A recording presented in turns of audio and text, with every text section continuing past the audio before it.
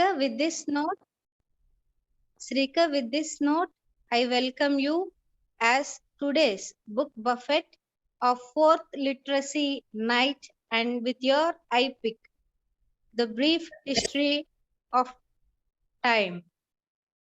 Srika, Yes, please ma'am. take over the floor. Yes, ma'am. Ma'am, this is the brief history of time. Wow, fantastic. You got it as a hard copy. Great. Yes, ma'am. Okay. Continue, Shrika. Hello, friends. Myself, I'm Srikar from Ninth Abhyanta. Actually, I've been studying some books for years. In that one is Brief History of Time. Today, I'm gonna tell from Big Bang to black holes and some information about mysterious time. And I've chosen the book Brief History of Time, which is written by Stephen Hawking.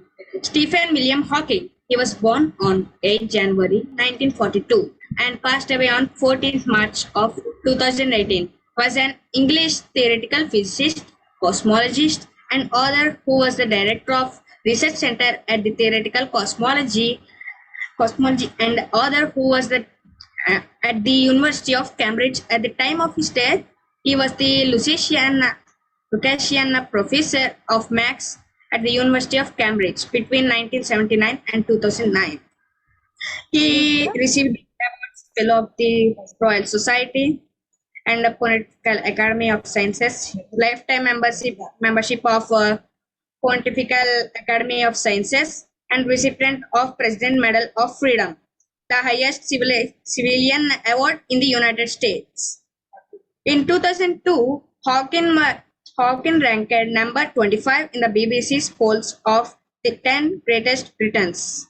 He died on 14th March of 2018 at the age of 76 after living with a motor neuron disease for more than 50 years.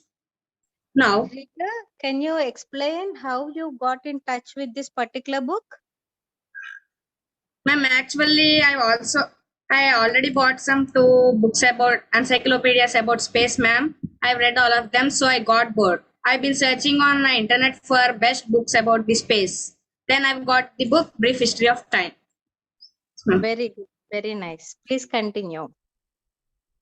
Okay, by getting into the topic, first of all, let's talk about Big Bangs. What are Big Bangs? Actually, before the universe is formed, it's a dark matter. There's nothing but about a darkness. Suddenly, mysteriously, there's an explosion in the darkness. It's the Big Bang.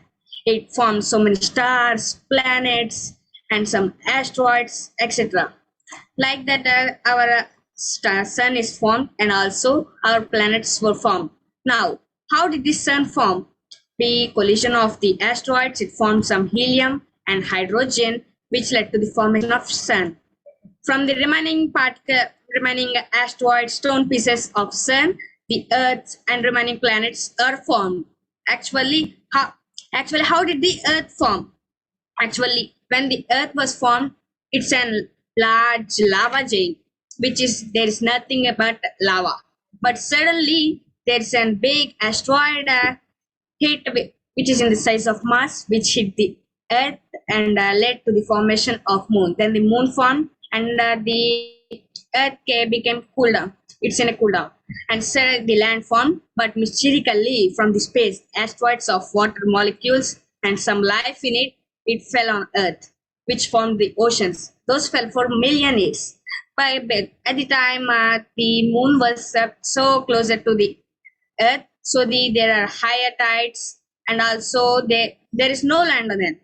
But suddenly, what happened is after million years, the Moon went far away from the Earth, which led to the formation of land on it.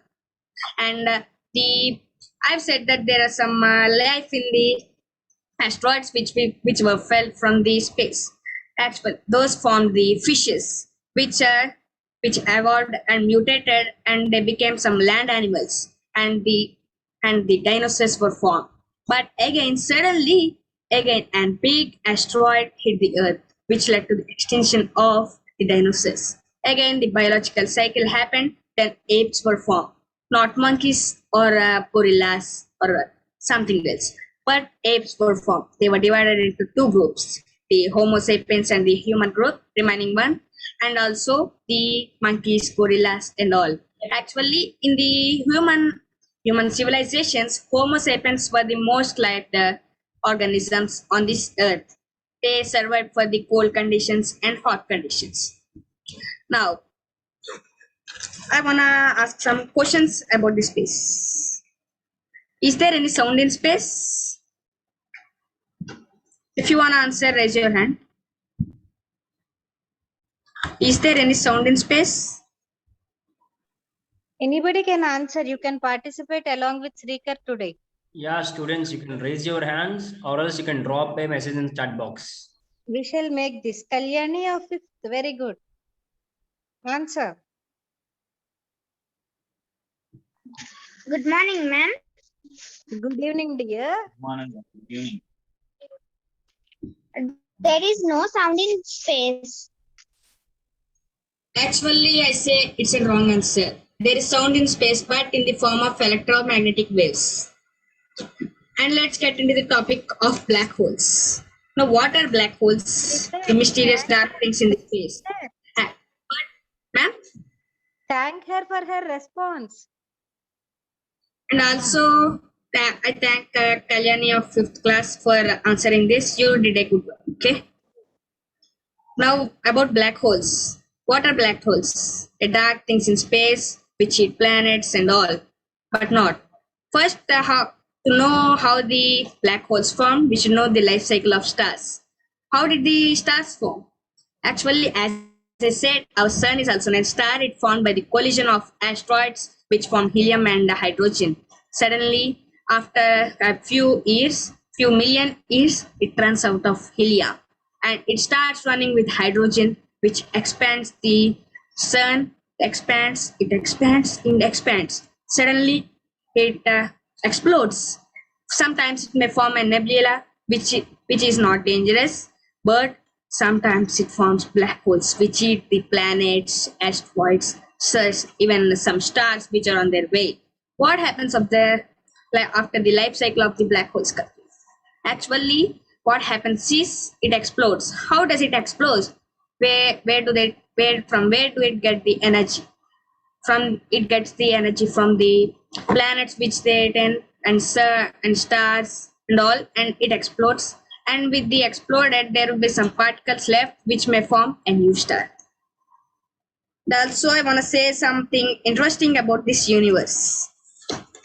Universe is hot when it was young, but it will be cold when it gets old. That means because the Big Bang was exploded, then the universe is formed, it's young. Still, it has some hotness in it. It's hottest.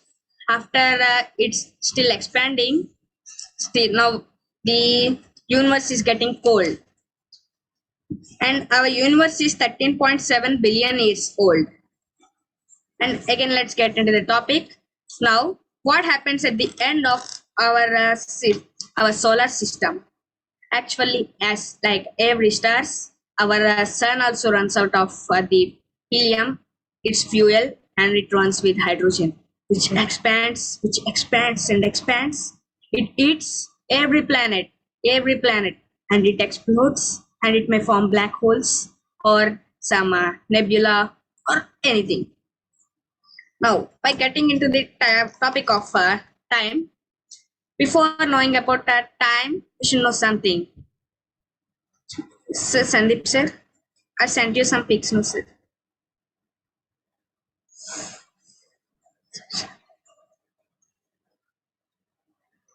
Could you share that?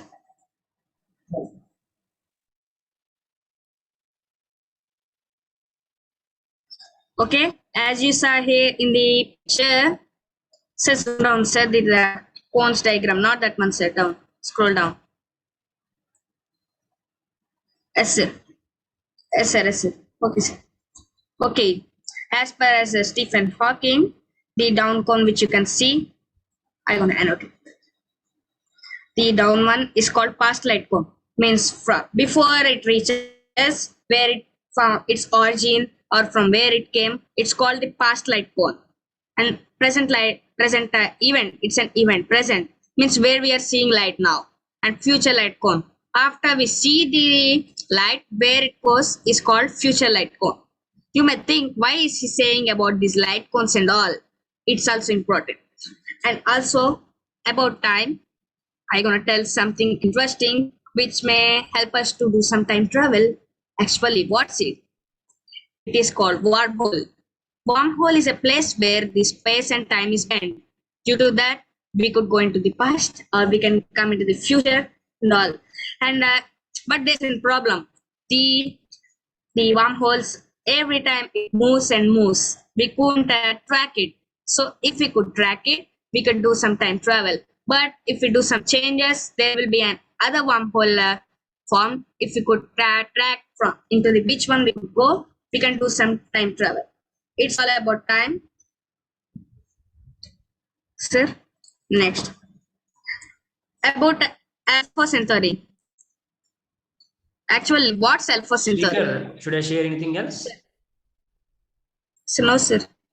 Should I stop this share? Yes, stop, sir. Stop. Okay. Now I want to ask some question. What's Alpha Centauri? Repeat the question again. What is Alpha Centauri?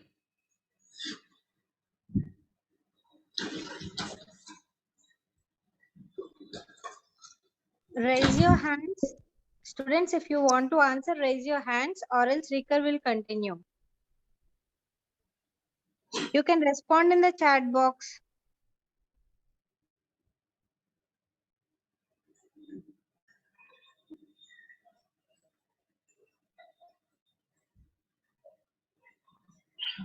Rika, continue. Actually, Alpha Centauri is a star which is the nearest one to our sun. It would take 100 years to travel there if we move in the speed of 38,1109 km per second.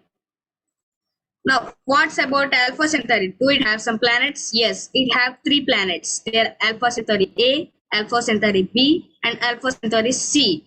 Now, how do we find there's an habitable planet on? Is it a habitable planet or not in this Alpha Centauri? Anyone say this one? How do scientists calculate the habitable planet in a system? If anyone can raise your hands.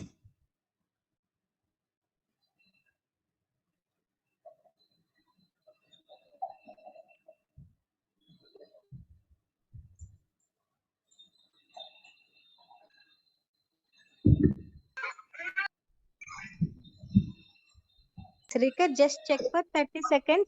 If you don't see any hand raises, you can continue. Yes, ma'am. Actually, how do scientists tell the is any planet habitable planet in their system or not? Actually, first what they do is they calculate the distance between the planet and the star, and they find out is there any enough resources for the habitable living organisms on the planet or not. Actually, how do they find the habitable? And also they calculate the light coming from the star, which will be useful for the living organisms on the.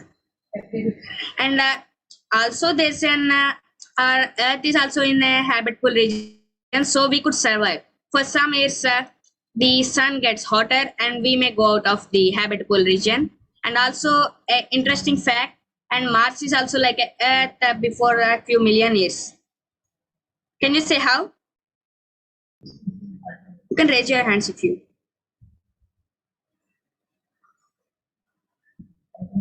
Speaker, once you can repeat the question, I guess. Actually, Mars is also like Earth few million years ago. Can anyone say how?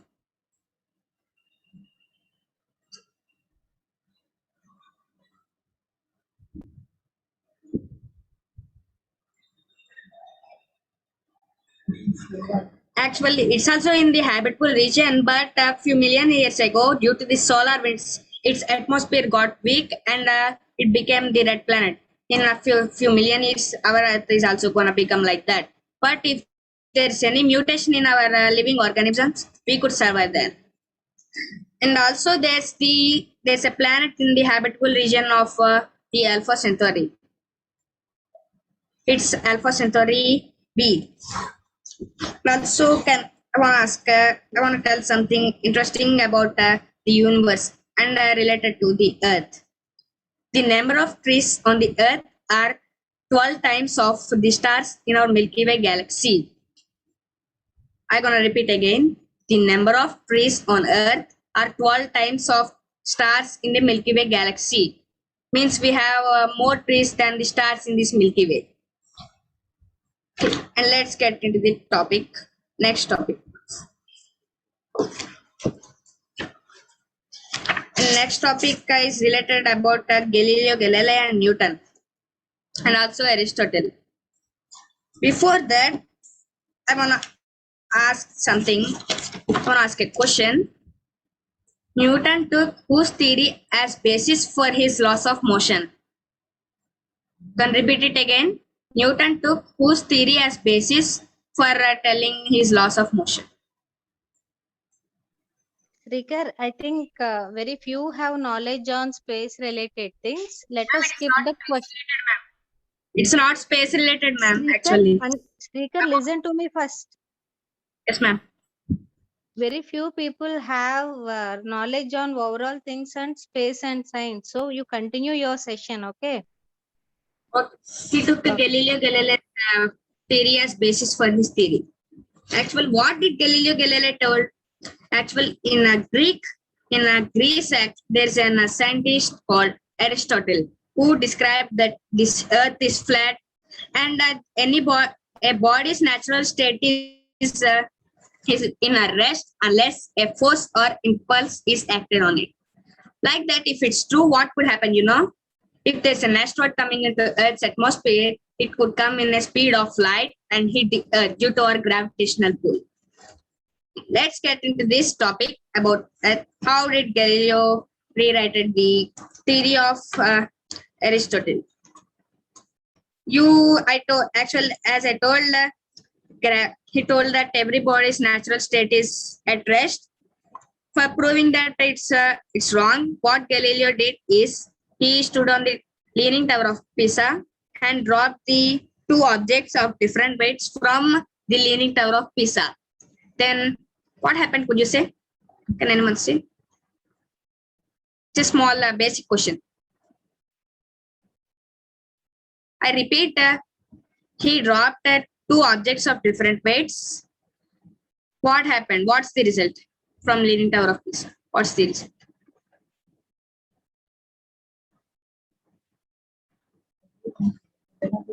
Amruta, do you want to answer?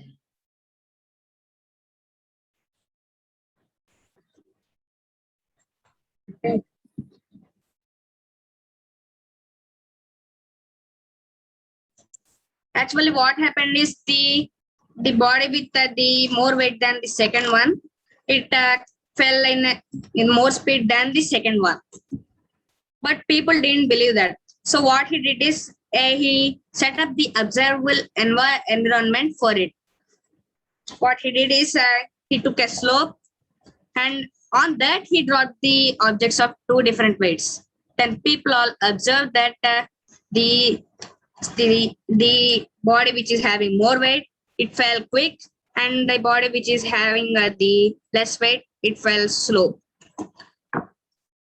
And also, to anyone, I want to ask you a question. According to scientists, there are how many intergalactical civilizations? Srikar, I told you, right? Do not ask. Let me guess. Srikar, continue with your session. Actually, there are four types of intergalactical civilizations. What are they? Actually, first type one is B. They use their planet's resources and the energy from their planet for their resources and all. And type 2, they use their star for the fuel and for traveling in this galaxy. According to scientists, they couldn't prove that. And type 3 is they use their galaxy's power galaxy's energy and all for traveling in space. And type 4, they're the most powerful. They use the energy from the cluster of these galaxies, and they travel in this universe. Okay. And also by getting into the topic, then from now I asked how did Newton took the basis of Galileo's moon. Then he thought that why did the bodies fall from the top? What's the reason? Because then he did some research and he found this Newton's law. And also an interesting fact about this universe: Earth is not flat, but universe is flat. It's an approved theory. And also I'm gonna say something about universe. Essentially, we got about our daily lives, understanding almost nothing of the world. We gave little thought to the machinery that generates the sunlight that makes life possible, to gravity that glues us to an earth that would otherwise sending us spinning off into the space, or to the atoms of which were made and on whose stability was fundamentally dependent. Except children who don't know enough not to ask the important questions. Few of us spend much time wondering why nature is the way it is, where the cosmos came from, or whether it was always here. If time will one day flow backward and affect preceded causes, or whether there are ultimate limits to what humans can know. There are even children, and I have met some of them who want to know that how black holes look like, what is the smallest piece of matter, why we remember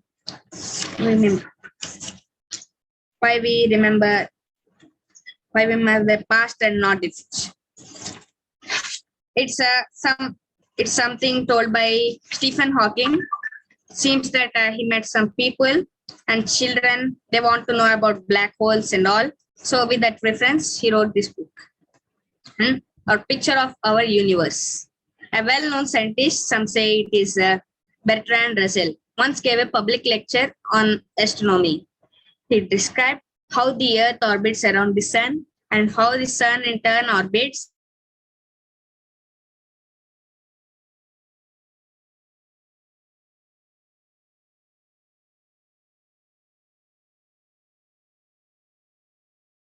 rubbish.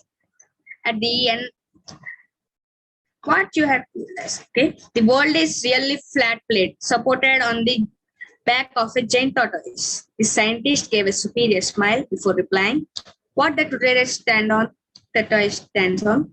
Then the old lady praised him and all. Most people would find the picture of our universe was an infinity tower of tortoise rather ridiculous. But why do we think we know better? What do we know better? What do we know better about the universe, and how do we know it?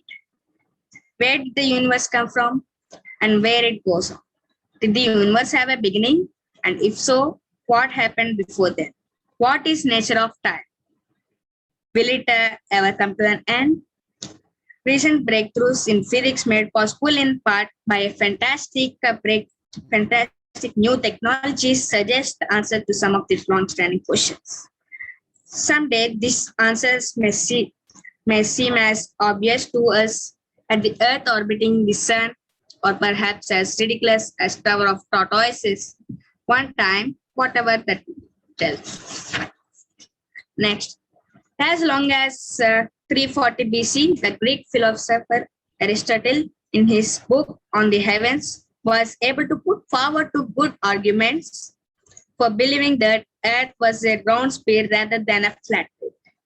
First, he realized that eclipses of the moon were caused by the Earth coming between the Sun and Moon. The Earth's shadow on the Moon was always round, which would be true only if the Earth was spherical. What they say is actual when in the In the past, at 340 BC, the people thought that the lunar eclipse comes due to the Earth coming between the sun and our moon.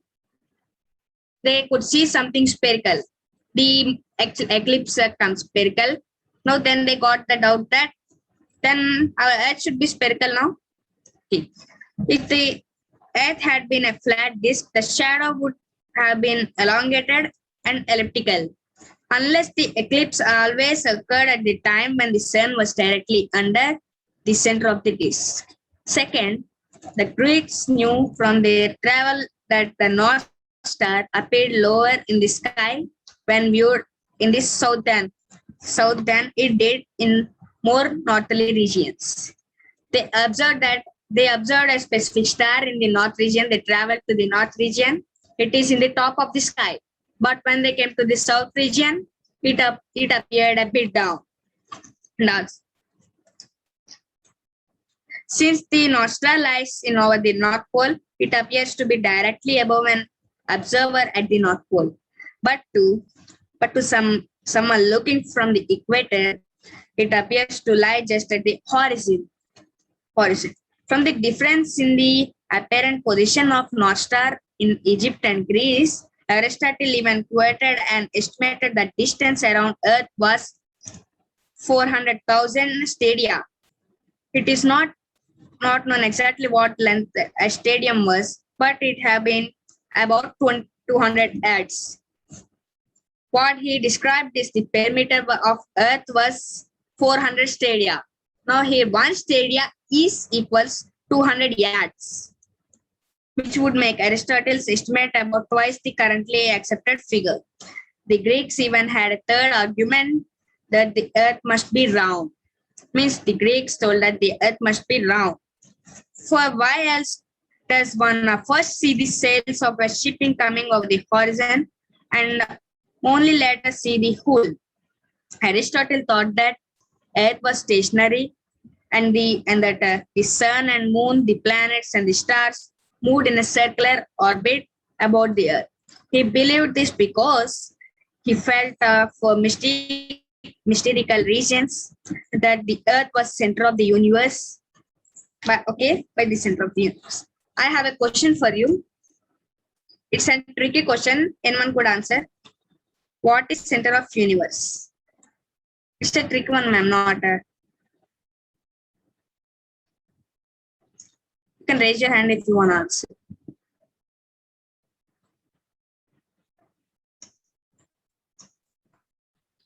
Carry on, speaker. Okay. Every point in the universe is center of the universe because universe is always expanding. He believed this because that the Earth was the center of the universe and that circular motion was most perfect. This idea was elaborated by Ptolemy in the 2nd century AD into a complete cosmological model. The Earth stood at the center, surrounded by 8 spheres that carried the moon, the sun, the stars, and the 5 planets known at the time: Mercury, Venus, Mars, Jupiter, and Saturn. What they did is Ptolemy did a map, cosmological map, which described that Earth is the center of the system and sun, moon, and 5 planets: Mercury, Venus, Mars, Jupiter, and Saturn were rotating around this Earth. At that time, it's a wrong estimation. The planets themselves moved on the smaller circles attached to their respective space in order to account for the most rather complicated observed paths in the sky. The outermost sphere carried the so-called fixed stars. What he described is in the particular sphere, the planets rotate. Out of the sphere, he described that the sphere of the moon, a particular region where the moon is, the sphere of the sun, and like that for these planets. Outside of all of the spheres, there is the sphere of fixed stars, which doesn't move. He told that.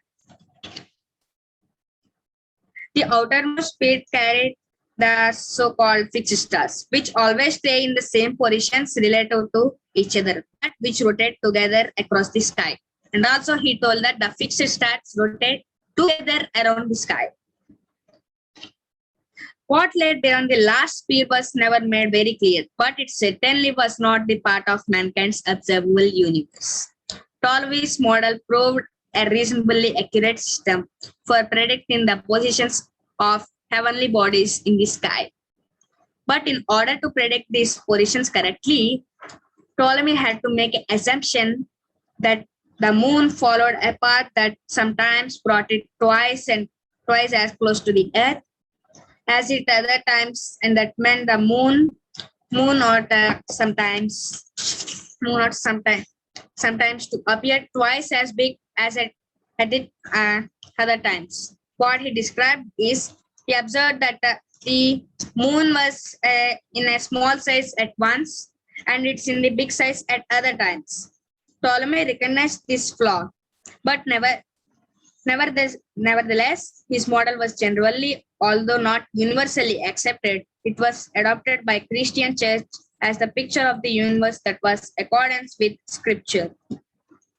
For it had the great advantage that it left lots of room outside the sphere of fixed stars for heaven and hell. What after the sphere of the stars, what he described is there is heaven and hell, according to some Christian mythological. A simpler model, however, was proposed in 1514 by a Polish priest, Nicholas Copernicus. In 1514 by a Polish priest, Nicholas Copernicus, at the first perhaps for fear of being branded a heretic by his church, Copernicus circulated his model anonymously. His idea was that the sun was stationary at the center and the earth and the planets moved in circular orbits around the sun. Nearly a century passed before this idea was taken seriously. Actually, he told that the sun is stationary and the planets were rotating around the sun, but it took a century to take it seriously. Some people thought that it's a joke or else. You can see. Then two astronomers, the German Johannes Kepler and the Italian Galileo Galilei, started publicly to support the Copernican theory, despite the fact that the orbits predicted did not quite match the ones.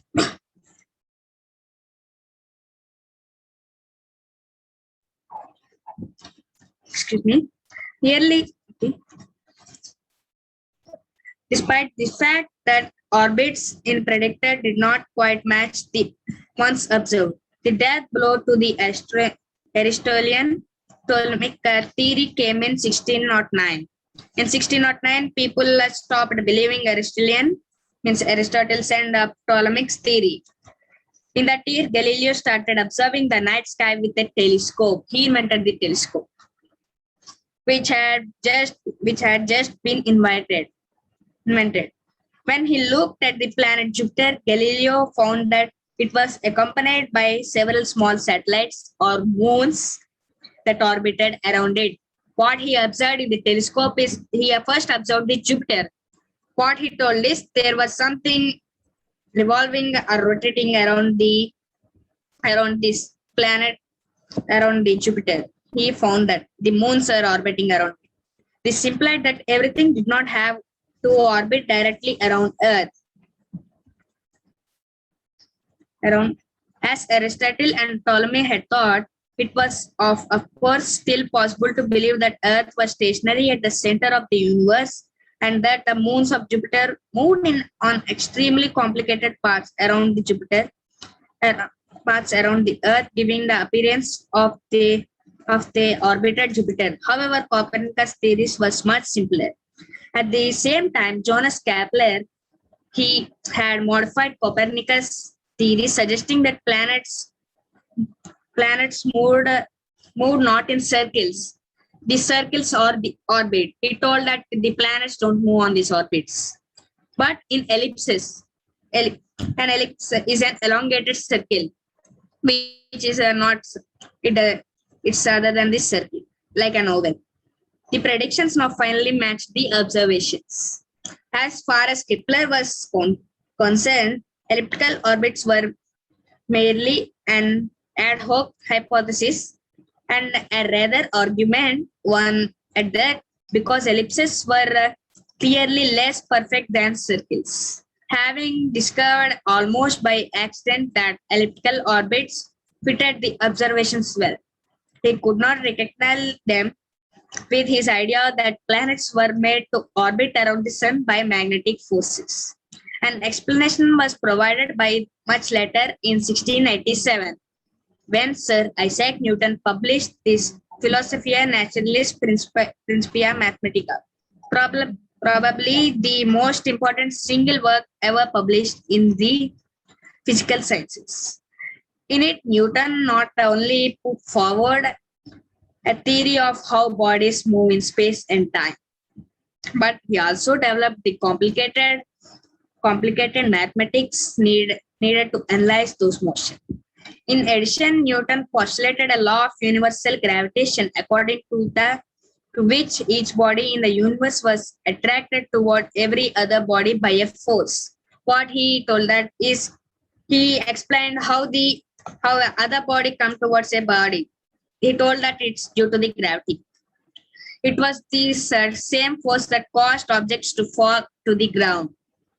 The story that Newton was inspired by an apple hitting his head is almost certainly apocryphal.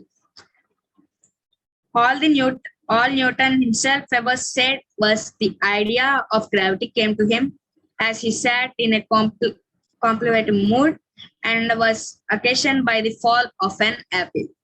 Newton went on to show that according to his law, gravity causes the moon to move in elliptical orbit around the earth. Slowly, they're deriving that about how the earth rotates around sun and how the moons rotate around the earth and remaining planets.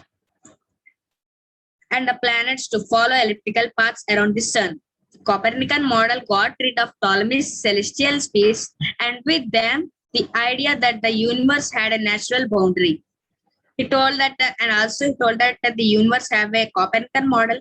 He told that according to Copernican, the universe have a natural boundary.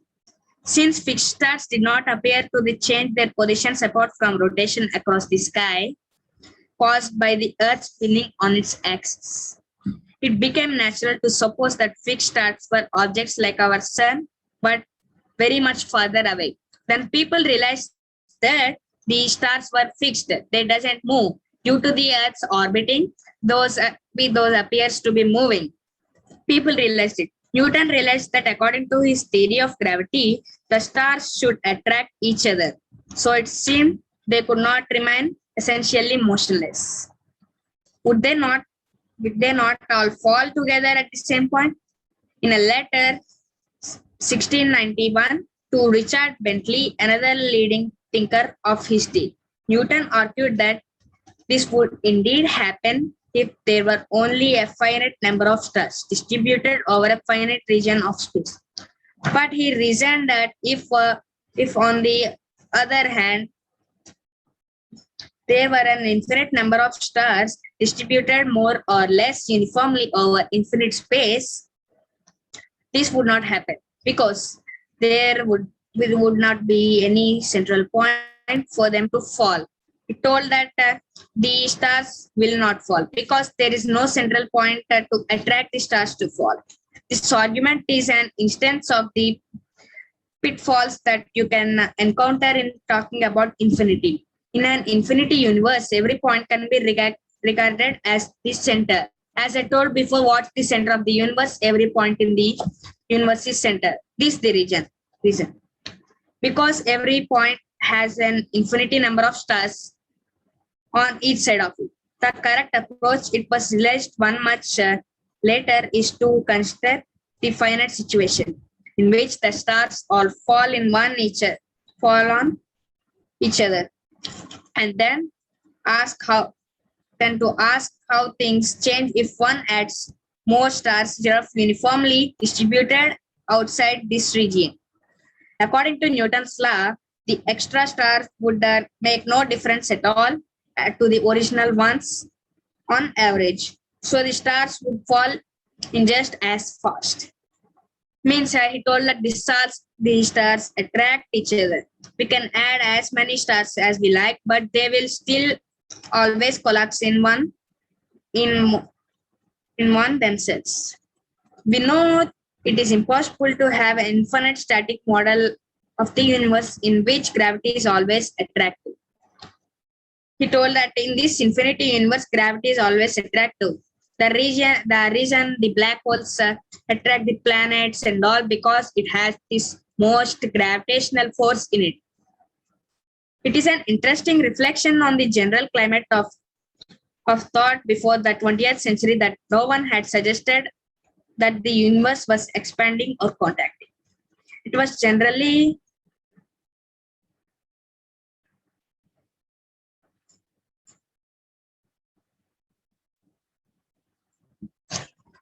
as Prasanna Kumar asked me a doubt that the solar winds from the sun destroyed the Mars planet but why didn't destroy the Earth's atmosphere? Because Earth's atmosphere is thick. We have 8 layers of atmosphere, but it doesn't have those many. Okay. It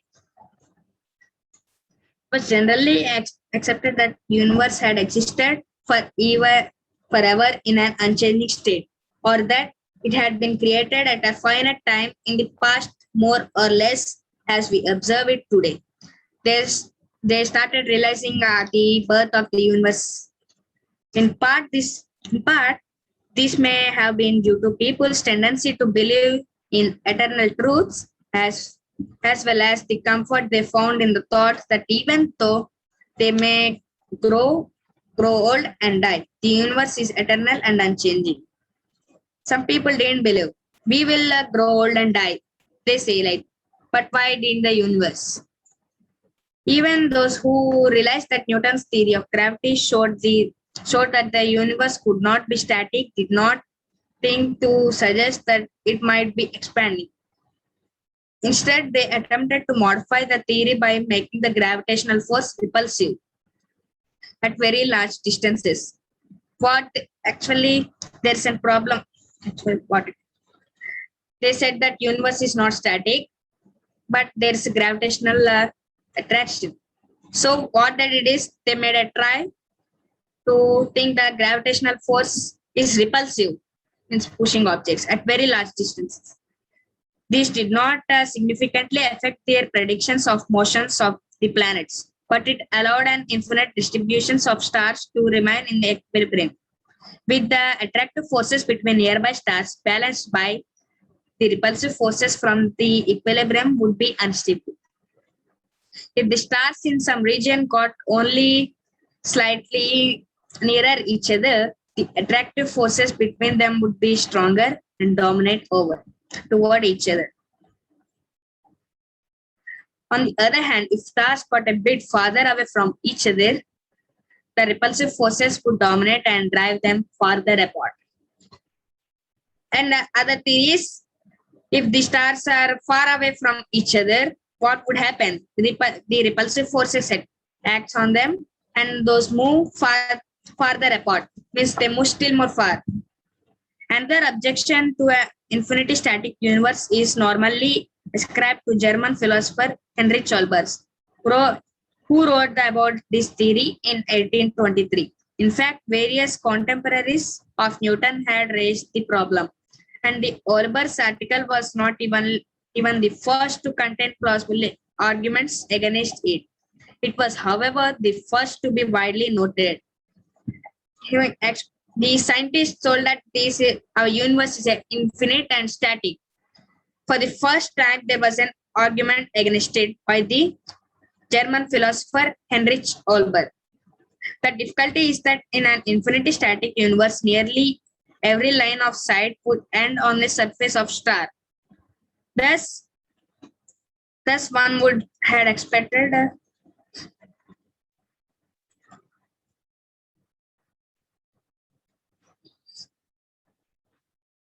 let's The difficulty is that in an infinite static universe, nearly every line of first sight would end on the surface of star.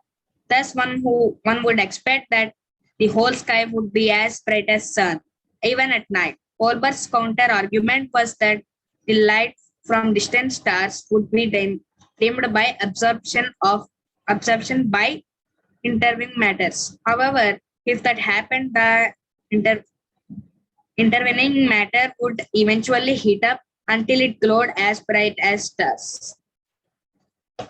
The only way of avoiding the conclusion that the whole of the night sky should be as bright as the surface of the sun would be had to assume that then the stars had not been shining forever, but had turned on at some finite time in the past.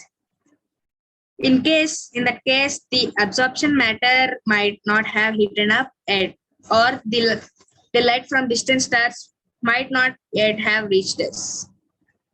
Since the stars are so many light years away from this planet, so we could see the light coming from the stars, which is the light in the past light we could see, which is a million years ago.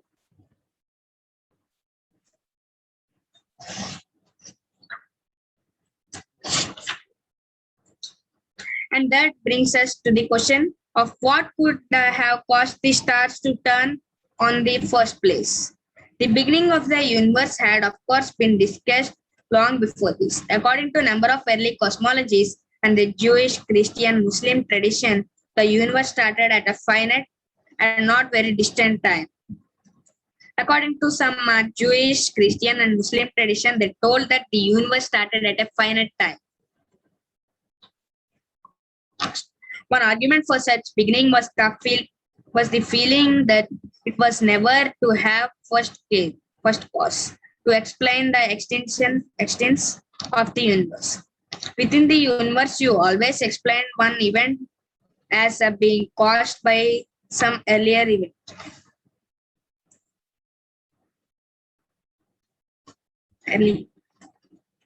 Another argument was put forward by St. Augustine in his book The City of God. There were so many arguments about the space and all. Okay, and also I got a question from Prasanna Kumar again. Srikar, are there aliens in this universe? Stephen Hawking always said that we are not alone. That means there may be a chance of aliens, and we are always getting some signals from the space which are related to us and about this universe. And I may tell, yes. There were so many arguments about this universe and all. So I want to as per the time is up, I want to conclude. Also, I want to say something interesting about the space. The temperature in space is minus 455 degrees Fahrenheit. That's it. Ma'am. Thank you, Srika. Thank you for listening to my webinar and spending time for it. Very thanks to all. And I thank especially Prasanna Kumar for asking questions. Srikar, it's been so wonderful, and you are the first book buffet to utilize the complete time given to you. Congratulations on that note. And I see so much curiosity on your face. And I personally feel that the best career suitable for you are space research and astronomy. Work hard, explore the subject more. You will definitely fly high in the sky with a greater node of settlement in professional careers like space and research. And Shrika, I would also like to appreciate you for your extensive research on this particular book. And you didn't pause. Your energy is boundless. If I would have given you another half an hour also, you are ready to speak on that. And at the same time, you are also cool and expressive. Your enthusiasm is reflected in your expressions. And you thought to make the session more interactive by asking questions, but as we have primary students also, they couldn't respond to few questions of you. So for that reason, I asked you to continue with the regular session process. And Prasanna Kumar, you will be a benchmark for anybody who wants to present a book on space. From now, you will be an example for them. And I would like to ask you one question, like, what did you feel when you are preparing for this book buffet? Actually, I felt that it's a very useful section to tell what I learned to my friends and all. With a curiosity, I learned. I practiced. Okay. How much time did you allocate for this book reading after announcing your name as Mr. Book Buffet of this week? Not so much time, 45 minutes per day, ma'am, because the weekend test is also there, ma'am, yesterday, Saturday, for preparing that and at the same time preparing for book buffet. Yeah, this is the answer I am expecting for, and I also appreciate you on this note, because when we approached two other students, they gave an excuse that they have to attend the weekend test. But you, in spite of having that test, you have a dedication to present your book. We really appreciate you on that note, Srikar, and we'll be sending you the appreciation and award of honor through e-certificate tomorrow or day after tomorrow. Congratulations, Srikar. Keep working and you have a very bright future. Trust the process. Thank you. And students, I would like to tell you all, if you are interested in delivering some note on a book, please contact your principals and give your names. Next week we are coming up with Ramayana. One of your friend is going to present Ramayana. If you are interested in presenting good books, please give your names, and please improve yourself and help your friends to understand on what good reading habit is. With this note, I sign off this fourth literacy night of Pratibha. Thank you all. Have a wonderful night. See you on next fifth literacy night and Mr. Book Buffet. With next Mr. Book Buffet is a suspense, but the book is Ramayana, that is clear. Thank you all. Have a nice day.